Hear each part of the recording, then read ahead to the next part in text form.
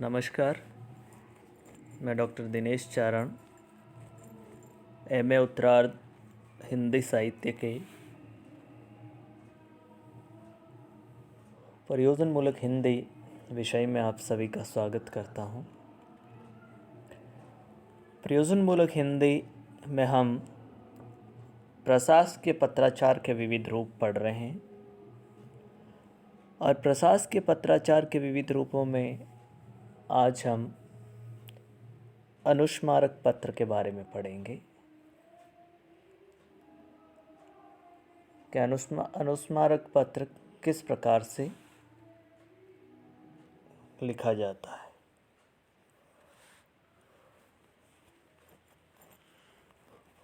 अंग्रेजी में इसे रिमाइंडर लेटर कहा जाता है।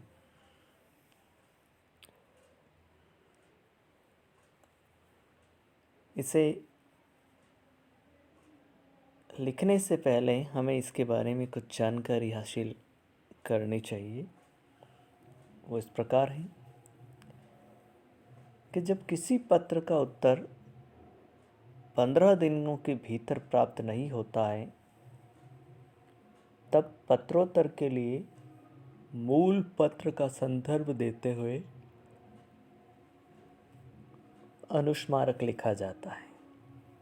अर्थात उसे पुनः याद दिलाया जाता है कि जो पत्र आपको 15 दिन पहले भेजा गया था, उस पत्र का जवाब अभी तक नहीं आया है, आपने नहीं दिया है और उसका जवाब दीजिए। अनुस्मारक के लिए पत्र व्यवहार का वही रूप अपनाना चाहिए जिस रूप में मूल पत्र भेजा गया था। अर्थात शासकीय पत्र का अनुस्मारक शासकीय पत्र के रूप में, अर्धशासकीय पत्र का अर्धशासकीय पत्र तथा कार्यालय ज्ञापन का कार्यालय ज्ञापन के रूप में ही प्रेषित किया जाएगा। मतलब जो आपने पहले भेजा है, अनुस्मारक उसी रूप में भेजा जाएगा।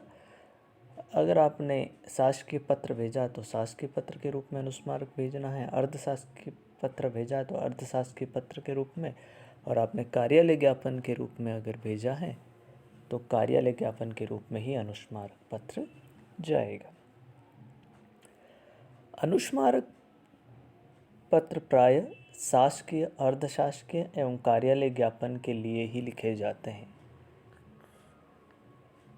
अनुस्मारकों का कलेवर मूल पत्र की अपेक्षा संक्षिप्त होता है।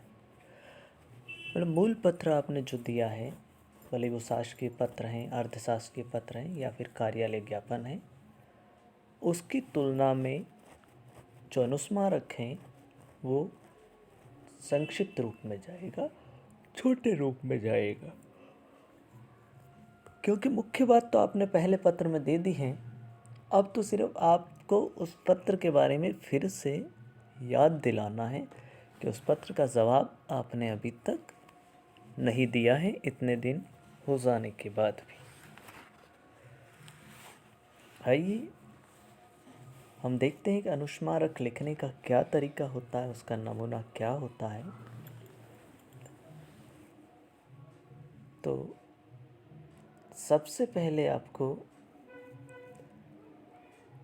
अनुस्मारक पत्र की संख्या लिखनी है। जिस विभाग से लिखा जा रहा है उस विभाग का नाम लिखना है। जैसे भारत सरकार के गृह मंत्रालय की तरफ से है तो गृह, नीचे आएगा भारत सरकार, गृह मंत्रालय, नई दिल्ली, और उसके बाद उसकी दिनांक।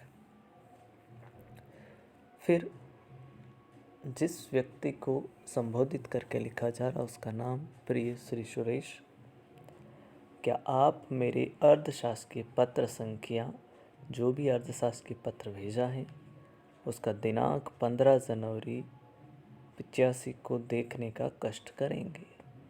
जो हमने पत्र भेजा है उसको देखने का कष्ट करेंगे। ये पुराना नमूना है इसलिए यहाँ सन 85 आ रहा है, हम इसे नया सन विभाग ले सकते हैं। संबंधित मामला अत्यधिक आवश्यक है अतएव जरूरी विवरण तत्काल भिजवाने की कृपा करें। आपका जो भी ये अनुस्मारक पत्र लिख रहा है उसका नाम आएगा और उसकी दाईं दूसरी तरफ जिसे ये पत्र भेजा जा रहा है उसका नाम मुख्य कमिश्नर सागर मध्य प्रदेश। अर्थात